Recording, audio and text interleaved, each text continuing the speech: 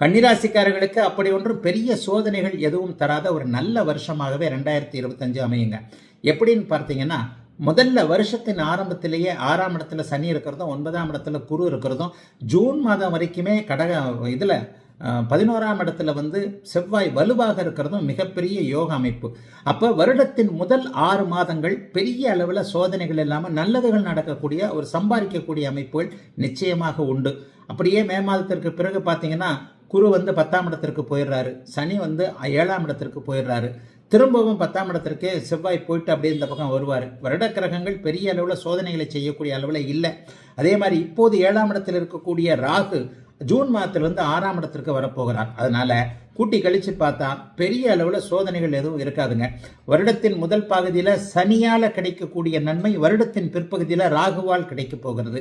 கடன் முடிய போகிறது. கடனை கழிக்கக்கூடிய அமைப்புகள் இப்போது உறுத்தி கொண்டிருக்கின்ற ஒரு மாதிரி கலக்கத்தை ஏற்படுத்தி கொண்டிருக்கின்ற கடன்களை டப்பு டிப்புன்னு போட்டு முடிச்சிடுற மாதிரி ஏதாவது ஆட்டத்துக்கும் மாட்டத்துக்கும் இதை போட்டு எதையாவது வித்து கடன் அடைக்கக்கூடிய சூழல்கள் வரும்.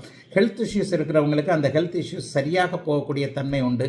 வேலை தொழில் வியாபார அமைப்புகள் ரொம்ப நல்லாவே இருக்கும். கன்னிராசிக்காரர்களுக்கு பெரிய சோதனைகள் பண விவகாரங்களில் இருக்கவே இருக்காது. பணம் எதில் சம்பாதிக்கிறோம்? வேலையிலேயோ தொழிலையோ வியாபாரத்திலேயோ விவசாயம் போன்ற ஏதோ ஒரு அமைப்பில் சம்பாதிக்கிறோம் இல்லையா? அந்த பண அமைப்புகள் பார்த்தீங்கன்னா கண்டிப்பாக வேலை அமைப்புகளில் பெரிய அளவில் சோதனைகள்ல இருக்காது. ஆகவே கன்னிராசிக்காரர்களுக்கு அப்படி நடந்துடும் இப்படி நடந்துடும், கொஞ்சம் கவனமா இருங்க உஷாரா இருங்கன்னு சொல்லக்கூடிய அளவுக்குலாம் ஒன்றும் இல்லைங்க.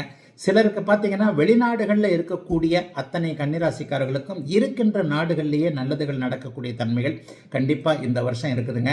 வெளிநாடுகளில் இருக்கக்கூடிய இன்னும் ஒரு அமைப்புகளில் இருக்கக்கூடியவர்களுக்கு அங்கேயே வேலை தொழில் வியாபாரம் போன்றவைகள் கிடைக்கக்கூடிய தன்மை, குடியுரிமை கேட்டு விண்ணப்பித்திருந்தவர்கள், பெர்மனன்ட் ரெசிடென்ஸ் கேட்டிருந்தவங்க, இவங்க எல்லாருக்குமே கன்னிராசிக்காரர்களுக்கு நல்லவைகள் இருக்கின்ற நாடுகளிலேயே திரும்பி வர முடியாதபடி சூழல்கள் கண்டிப்பாக ஏற்படும்.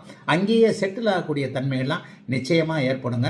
அதனால் எதை பற்றியும் கவலைப்பட தேவையில்லாமல் அனைத்தும் நல்ல விதமாகவே 2 செக்டாராக பிரிஞ்சு செஞ்சாலும் காசு பண விஷயத்தில் கை வைக்காம சின்ன ஏமாற்றங்கள் இருந்தாலும் அந்த ஏமாற்றங்களை அப்படியே நீங்களே சரி செய்து கொள்ளக்கூடிய அளவிற்கு சாதகமான ஒரு ஆண்டாகவே அமைந்திருக்குதுங்க 2025 அத்தனை கன்னிராசிக்காரர்களுக்கும்.